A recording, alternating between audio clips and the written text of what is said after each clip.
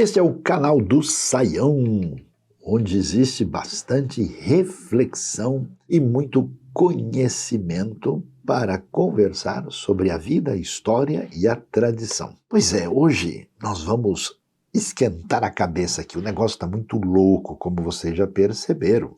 Me deixou, inclusive, de cabelo em pé. Hoje eu quero falar um pouco sobre o homem que mudou a história da filosofia e da teologia. Como a gente sabe muito bem, quando a gente pensa em espiritualidade, vida cristã e conversa sobre a cultura e o mundo moderno e contemporâneo, a gente pensa, mas que conexão, que ligação que existe entre fé, espiritualidade, cristianismo, razão, ciência, filosofia, como é que é isso? E durante muito tempo, especialmente nos chamados tempos mais modernos, o pessoal começou a pensar o seguinte, olha, se a gente vai valorizar e vai validar a fé, isso acontece por meio da conexão que ela tem com a razão e o entendimento, né? Então, assim, vamos tentar mostrar como a Bíblia, como a espiritualidade faz sentido, como é que ela não escandaliza, não assusta as pessoas críticas que fazem muita pergunta e que fazem perguntas ligadas à filosofia racional, à ciência, né? E até mesmo tentando entender assim, a teologia como uma coisa ligada à história, né? Como fazia, por exemplo, Hegel.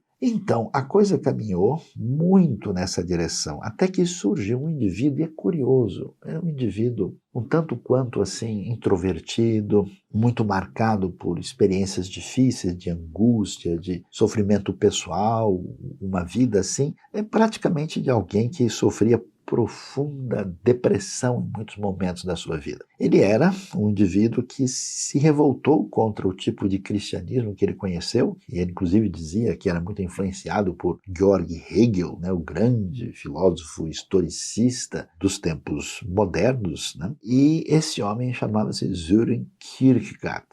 Era um dinamarquês que teve uma vida breve. Ele viveu de 1813 a 1855, apenas 42 anos. E o importante é o seguinte, se você quer conhecer mais sobre Bíblia, sobre teologia, sobre filosofia, você goste ou não de Kierkegaard, é importante saber que o seu pensamento, a sua abordagem em relação à filosofia e à teologia mudou toda a história recente do pensamento filosófico e teológico. E aí eu quero dar umas palavras assim essenciais, básicas sobre isso. Ele então, como um pensador muito ligado à fé, e que abriu um caminho diferente, dizendo a gente precisa conhecer a riqueza do indivíduo, do papel da subjetividade na hora de lidar com a fé e as coisas ligadas à relação com Deus. Então Kierkegaard, por exemplo, acabou dizendo o seguinte, olha, a razão e o saber científico não têm validade para entender ou explicar a existência humana, o sentido da vida. E assim ele valoriza intensamente a experiência e a experiência vista em relação àquilo que é o mais dolorido, né, da condição humana. E então, valorizando, né, uma outra dimensão de como lidar com a fé, ele deixou muitos escritos que até hoje são muito apreciados e usados na academia no mundo todo.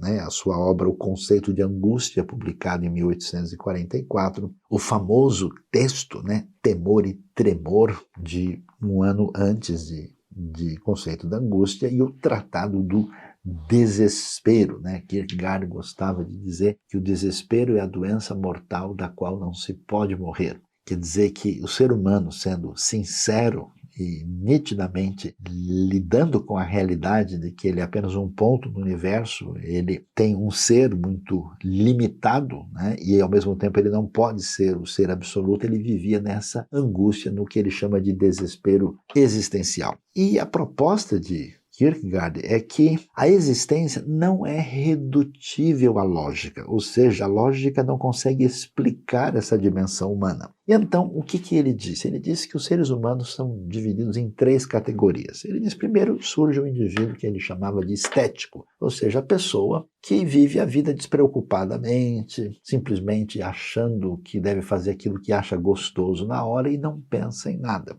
Quando esse indivíduo cresce um pouco mais e começa a pensar, digamos, com um pouco mais de responsabilidade na vida, surge o que ele chamava do indivíduo ético, que toma suas decisões avaliando para ver se isso é correto ou incorreto, se é certo ou se é errado. Mas chega uma hora que isso não dá conta da vida. E ele então dizia que o indivíduo chegava a um ponto em que ele ultrapassava esse estágio ético da existência e chegava no que ele chama de estágio religioso, que seria uma dimensão além da mera escolha ética. A individualidade do homem se manifesta na condição da fragilidade, da limitação, ou como Kierkegaard chamava, da condição pecaminosa do ser humano. Então ele diz: o pecado gera angústia, que leva a esse desespero inescapável. E a saída desse dilema é uma fé, mas não uma fé no sentido de uma mera declaração doutrinária ou de uma mera aceitação de certas referências explicadas de modo abstratas, mas não, é uma fé subjetiva em Deus e uma fé apaixonada. Então ele vai dizer coisas assim curiosas, por exemplo, que a verdade é subjetividade. O que ele queria dizer com isso não é que a verdade é a verdade de cada um, ela é subjetiva e ela não tem validade. Ele dizia o seguinte, que quando, por exemplo, Galileu foi pressionado pelos religiosos do contexto medieval, que ele negasse o fato de que a Terra não era o centro do universo, a famosa frase "por se move", que ela tinha o seu movimento de rotação, estava em torno do Sol, ele negou para garantir a sua sobrevivência. E ninguém fica revoltado com Galileu, dizendo: Galileu, que absurdo, você tinha que dizer a verdade e morrer por ela, e acabou. Então, o Kierkegaard dizia que morrer por uma verdade das matemáticas, morrer por uma verdade científica, ninguém faz isso. A pessoa morre por uma verdade que vale a pena morrer por ela. Aquilo que envolve uma paixão intensa, aquilo que envolve, por exemplo, não negar a sua fé, aquilo que envolve, por exemplo, algo como morrer por amor. Então, segundo ele, existir é crer.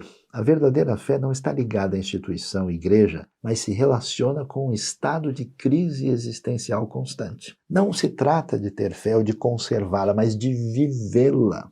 Contra Hegel e a visão totalizante de Hegel na época, que ele entendia menosprezar o ser humano, o homem.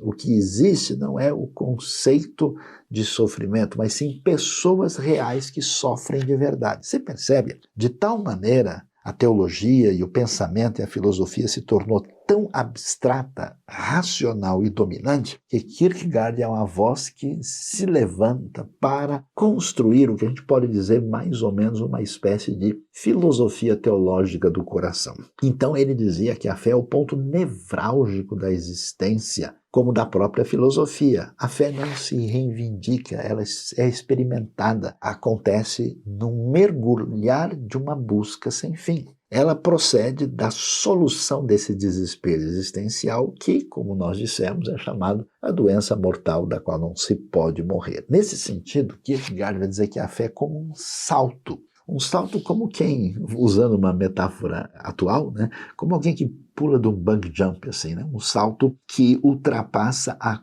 compreensão da razão. E a gente entende, para quem tem fé, já como dizia Tomás de Aquino, nenhuma explicação é necessária. Para quem não tem, toda explicação é inútil. Então Kierkegaard parece ter entendido essa dimensão e ele então vai dizer que esse experimentar da fé liberta o indivíduo de todo o cinismo autodestruidor. A coisa é aceita em nome da fé, o peso de uma falta do ser humano perante um Deus para o qual nós temos uma dívida, e isso é resolvida por esse tipo de fé que ele chegou a chamar de um salto no escuro. Então, que coisa interessante. Dúvida e fé aqui aparecem discutidas. E ele vai dizer uma coisa que, a princípio, alguém não entende. Eu creio porque é absurdo. Talvez você fale, mas peraí, Sara, que doideira é essa? Pois é. Quando ele diz eu creio porque é absurdo, quer dizer, é uma frase que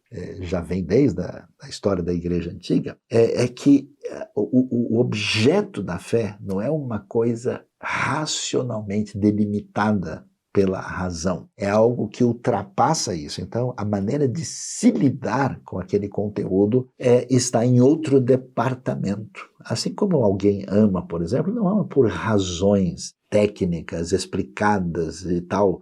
Não, ele ama por uma dimensão mais intensa que não se opõe à razão, mas é uma outra dimensão complementar. Então, o ser humano, chamado Kierkegaardiano, é antes de tudo aquele que busca um ponto onde ele pode jogar a âncora, pois se ele se limitar a si mesmo, ele estará sempre como frágil, injustificável, sem significado, e o mundo sempre lhe parecerá uma náusea. Por isso Kierkegaard dizia que a angústia é o nosso único motor. Sem angústia, remorso ou desespero, nós não seríamos distintos de uma pedra, de um ser inerte que está à nossa volta. Não somente a angústia é fundamental na nossa vida, pois ela nos faz existir no sentido pleno do termo, como ela nos impele a agir na esperança de encontrar um ponto final para esse estado de incerteza. E diante disso, traz para nós uma coisa interessante que é muito ausente em muitas pessoas religiosas, que é a prioridade da responsabilidade. O instante que precede o agir é um estado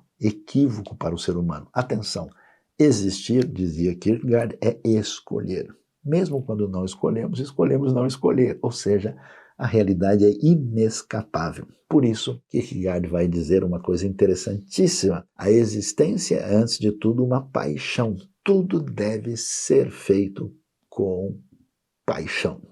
Daí a gente observa uma dimensão interessante onde a subjetividade, onde a relação com a angústia, com a escolha e com a relação mais aprofundada da fé marca o pensamento dele, que vai mudar a história da filosofia, que a partir dele abre um caminho para a construção da chamada escola existencialista do pensamento. E mais interessante também, na história da teologia, a gente vai ter um novo caminho que vai, por exemplo, acabar minando muito do antigo pensamento teológico liberal e abre um caminho para a chamada teologia neo-ortodoxa, onde, por exemplo, um dos desdobramentos da influência de Kierkegaard está, por exemplo, na pessoa de Karl Barth. Então, veja que coisa interessante. Você sabia disso, desse indivíduo solitário e de experiência tão dolorida que marcou a história do pensamento filosófico e da teologia? Pois é, hoje, aqui no canal do Saião, você descobre um pouco mais desse indivíduo tão importante na história do pensamento e da fé, Kierkegaard. E aí, falando nisso, como é que está a sua fé? Em que tipo de sintonia ela está caminhando? Não se esqueça, aperte o sininho, inscreva-se no canal, divulgue para os amigos e esteja em sintonia com o canal do Saião, porque aqui é lugar de bastante reflexão para a mente e para o coração.